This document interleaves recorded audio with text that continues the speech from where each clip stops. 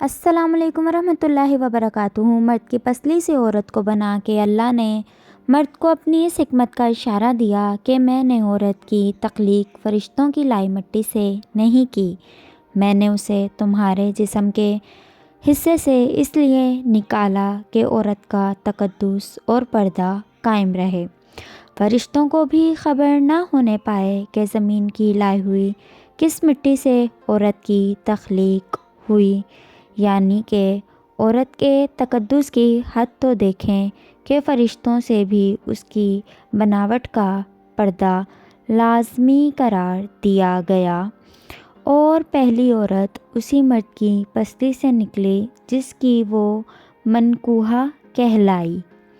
اب بات آتی ہے پسلی کی کہ عورت پسلی سے ہی کیوں نکلی؟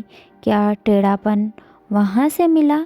نہیں، یہاں بھی حکمت سے خالی بات نہیں۔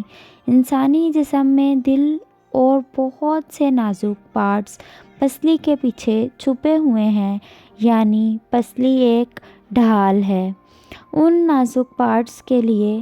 تو اللہ پاک نے عورت کو پسلی سے نکال کر یہ نہیں بتایا کہ عورت میں ٹیڑھا پن ہے، بلکہ اس نے عورت کی پسلی سے تخلیق کر کے یہ بات سمجھا دی کہ عورت وقت پڑنے پہ ڈھال بھی بن سکتی ہے۔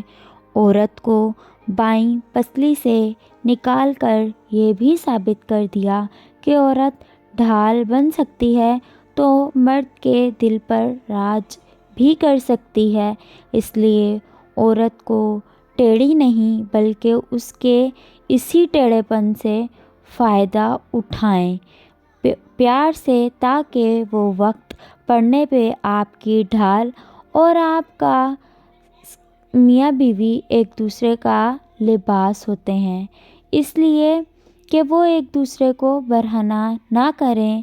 مرد حضرات سے گزارش ہے کہ عورتوں کی عزت کریں، چاہے وہ آپ کی بہن ہے، بیٹی ہے یا ماں ہے یا آپ کی بیوی ہے، اور دوسروں کی بھی بہن بیٹیوں کی اپنی سوچ اور اپنے ظرف کو اعلیٰ رکھیں۔ اچھا سوچیں گے تو ہی زندگی پرسکون گزرے گی۔